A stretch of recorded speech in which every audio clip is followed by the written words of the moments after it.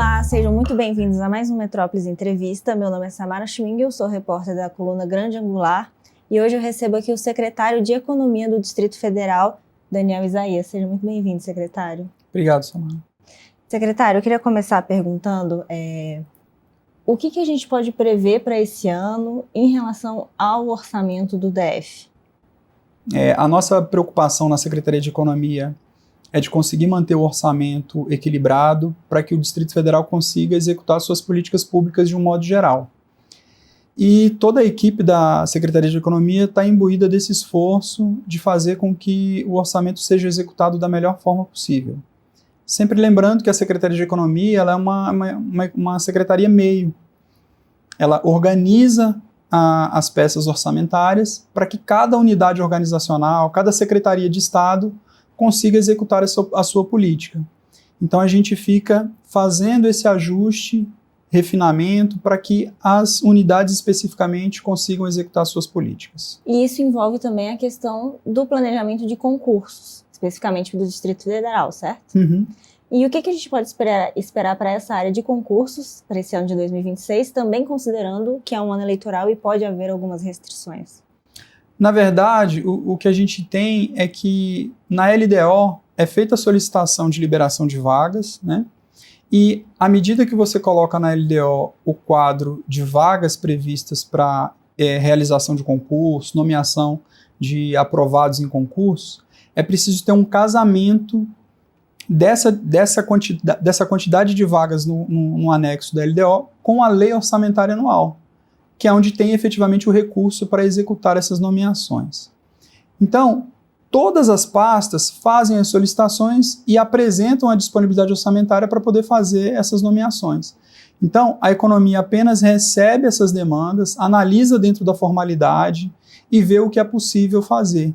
E à medida que isso está dentro de uma formalidade, de um rito processualístico formal e regular, a economia vai liberando. Mas e para esse ano de 2026, tem alguma coisa que a Secretaria já recebeu que seria possível adiantar em relação a concursos? Por exemplo, a gente já está com concurso para professores, né, que já está autorizado, porque é resultado de um acordo de greve que foi homologado na Justiça. A gente tem o concurso de auditor tributário, que está em processo de elaboração. E aí a gente vai dependendo dessas demandas que vão aparecendo na Secretaria de Economia para a gente poder fazer a análise. Tá certo. E, secretário, essa semana também o governador do Distrito Federal, Ibanez Rocha, publicou um decreto com algumas limitações de gastos para dar uma segurada no orçamento desse ano. O senhor poderia explicar para a gente como que isso vai funcionar na prática? Na verdade, o que a gente publicou essa semana foi o decreto de programação financeira.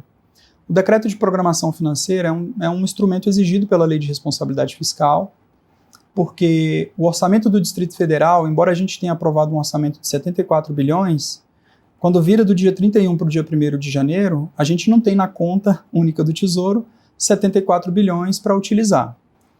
A gente precisa fazer o quê? A gente tem uma lei orçamentária que autoriza gastar até 74 bilhões, com todas as fontes de arrecadação que nós temos, inclusive o Fundo Constitucional. E o Distrito Federal precisa se organizar para executar esse orçamento. Mas como é que ele executa? Ele precisa ter o ingresso do recurso. Para eu não ter descasamento entre a autorização de gasto e a entrada de recurso nos cofres, nós precisamos lançar um decreto, um instrumento, que é o de programação financeira orçamentária. Eu vou dando cotas mensais para cada uma das secretarias, de acordo com o seu orçamento, para que ela gaste aquilo que está entrando nos cofres, para que a gente não tenha descasamento. Então o que a gente fez foi, isso não é uma novidade, a gente não fez isso só esse ano, a gente faz isso todos os anos, foi organizar e cadenciar a distribuição das cotas financeiras para que a gente não tenha descasamento entre autorização do gasto e execução do gasto a partir dos ingressos financeiros no Tesouro do Distrito Federal. Então, uma dúvida que às vezes as pessoas que não entendem muito bem como que funciona, que as pessoas têm, é sobre o possível aumento de impostos para aumentar a arrecadação. Tem essa previsão para 2026? Em 2026 a gente não tem previsão de aumento de impostos, a gente não tem previsão de aumento de alíquota. toda vez que a gente vai fazer algum aumento de carga tributária, ela precisa cumprir alguns princípios. Ou o princípio da noventena, ou o princípio da anuidade, em que eu não posso fazer aumento de impostos sem respeitar um mínimo de 90 dias para algum tipo de tributo e um mínimo de 1 ano, ou para passar a viger no ano seguinte. Então, a gente não tem, no horizonte temporal desse ano, aumento de carga tributária com mudança de alíquota. Tá certo. E, secretário, entrando agora num assunto um pouco mais delicado, nós noticiamos essa semana que o Instituto de Previdência Social do Distrito Federal, o IPREV-DF, comunicou, uma diretoria interna comunicou à presidência do IPREV a necessidade de um aporte de cerca de 2 bilhões de reais, porque haveria um déficit nos cofres do IPREV-DF. A Secretaria de Economia foi informada sobre essa situação. Como que o senhor enxerga que está a situação do IPREV? Tem risco para os aposentados e pensionistas do DF? É importante esclarecer que os sistemas previdenciários no modelo solidário, no Brasil inteiro, eles não se sustentam apenas pelo ingresso da contribuição previdenciária dos servidores ativos. Então, o Tesouro ele sempre socorre, ele sempre complementa o valor pago aos pensionistas e aposentados. No Distrito Federal, desde 2021, nós temos mais inativos do que ativos. E por incrível que pareça, o nosso déficit previdenciário ele é muito menor do que o de outros estados. Por exemplo, o do Rio Grande do Sul era 15 bilhões de reais por ano, o de São Paulo, 25 bilhões, o do Goiás, que é um estado vizinho, mais de 3 bilhões, e o do Distrito Federal se aproxima de 2 bilhões. Isso significa que, do ponto de vista nacional, é preciso fazer algum tipo de reforma, algum tipo de ajuste, garantir algum tipo de receita que reduza ao longo do tempo esse déficit. De maneira geral, com a migração, por exemplo, para o regime de previdência dos servidores públicos, para o teto do regime geral, a gente tende a resolver essas questões num horizonte temporal mais longo. Mas os que já estão aposentados e que já são beneficiários, eles estão recebendo de maneira regular, o Tesouro está fazendo o aporte para garantir esses pagamentos. Isso sempre aconteceu desse jeito, e os aposentados e pensionistas do Distrito Federal nunca ficaram sem receber, e não vai ser agora que isso vai acontecer, porque a gente teve um aumento do déficit. O déficit ele vem aumentando ano a ano, e os cofres públicos e a Secretaria de Economia vai se ajustando para poder fazer frente a essa demanda. Então, é um assunto que é espinhoso, mas que é natural e que a gente já trata no dia a dia da Secretaria de Economia e que a gente tem garantido ao longo dos anos todos esses pagamentos. Então, pelo que eu entendi, o que o senhor falou é que se não houver a nível nacional uma mudança, uma reforma previdenciária, a cada ano a tendência é aumentar esse déficit.